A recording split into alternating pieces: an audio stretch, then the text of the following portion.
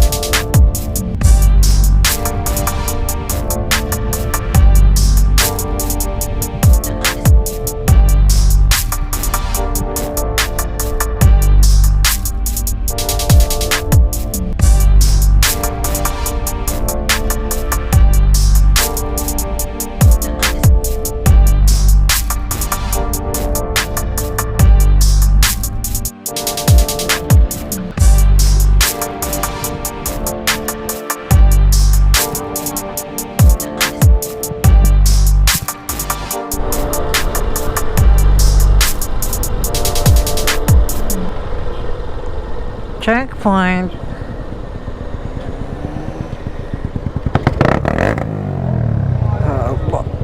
Ingay ah. Tagabi po.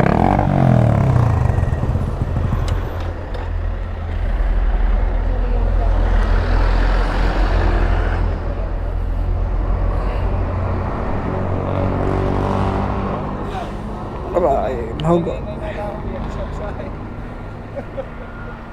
Backstage. Apo. Saan po galing? Diyan po sa aga po sa trabaho. Saan po sa aga? Sa doon sa Koopo. Apo, tapat po ng elementary. Nakaregister ka mo rin? Apo, ito pang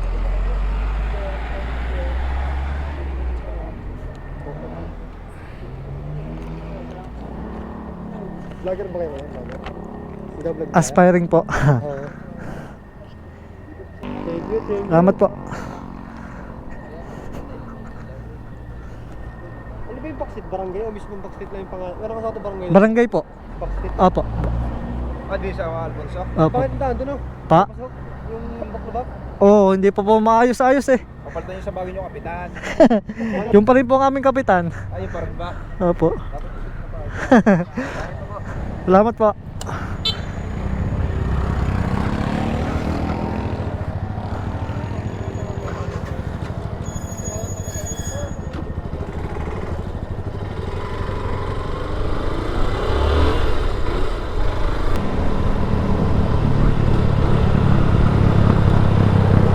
Yan din kasi yung kagandahan pag kumpleto ka.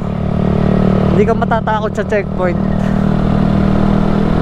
Okay, so yun. Punta tayo, motovlog na. Hindi na tayo naka-service. Kahapon kasi naka-service eh. Dahil nag-deliver kami ng aming kape sa Quezon City.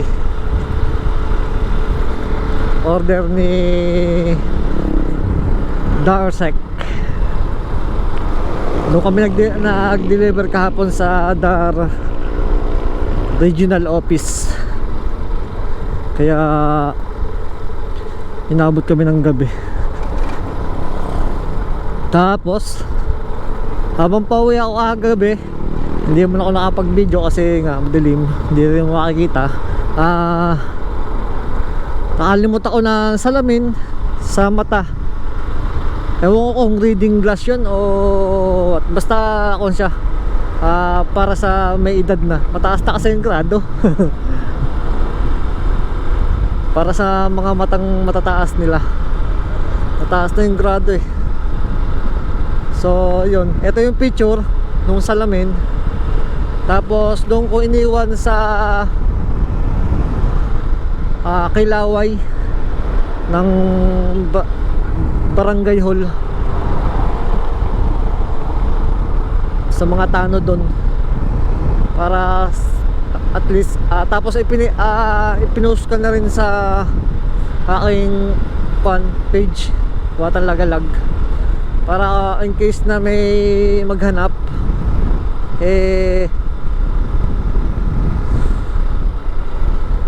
madali lang makikita, nasa Barangay Hall lang. Kaysa ako pa magtago, baka sa akin pa masira. Aurelio, Ayala Land State. Gagawin na itong real estate, itong itong Chatuk, dating golf course.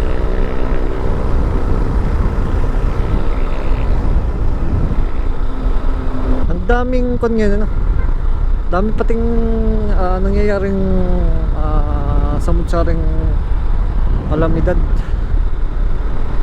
Kasi dito may nabalita,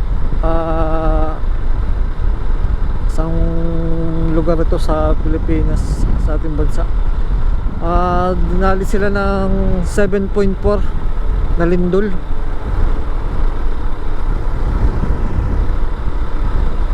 Pero pansin ko lang nung itong mga nakaraang araw, madalas na rin ang paglindol kahit dito sa Batangas. Napapadalas yung paglindol. Although dito sa amin mahina lang. Yung parang kung yung kon lang.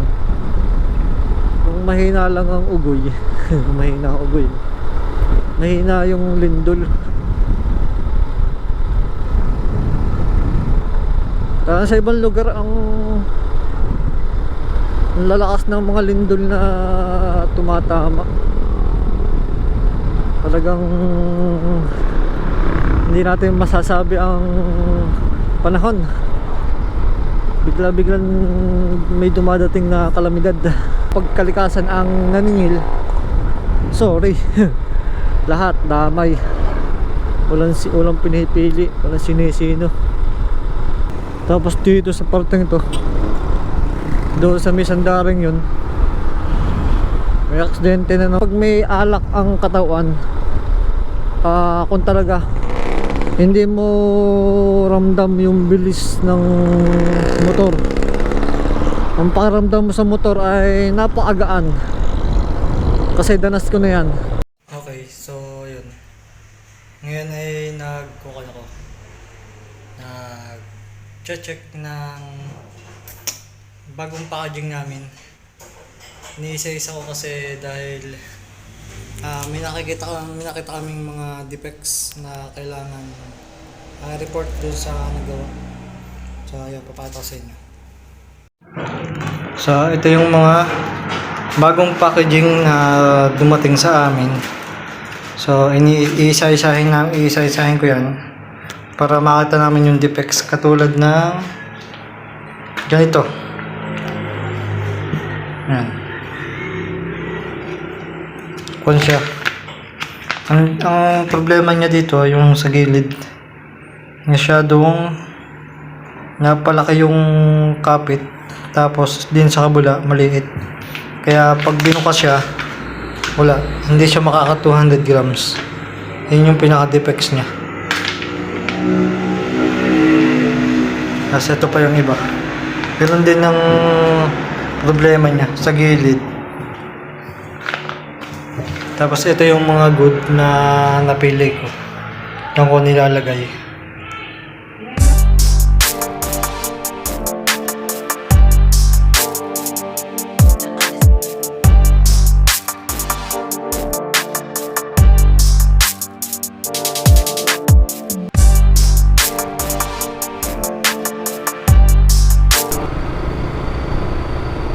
Grabe. Anong meron? Ba't ang daming sasakyan?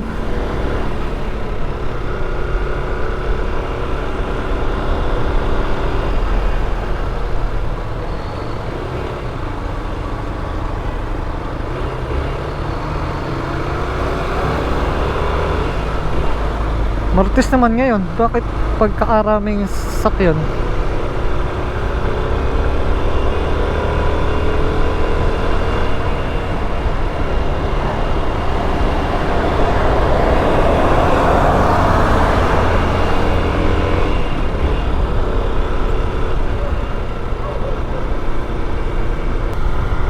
Naramdaman nyo ba ang lindol kanina?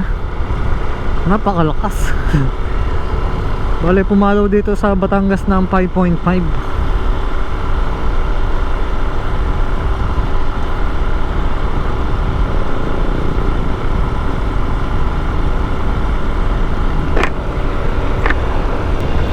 Ako, dami na naman lumilipad.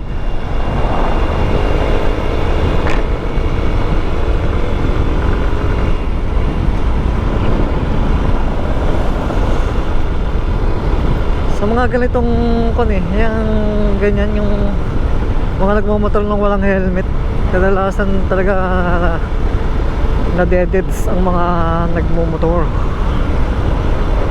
Alam, bilis-bilis na magpatakbo, walang mga helmet. So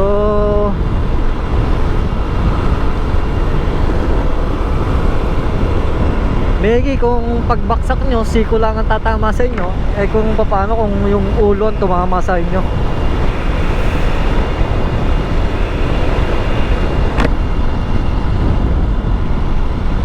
Diba? Nagpalit nga pala ako ng helmet. Gamit ko na itong KYT ko. Ito, kita nyo ba?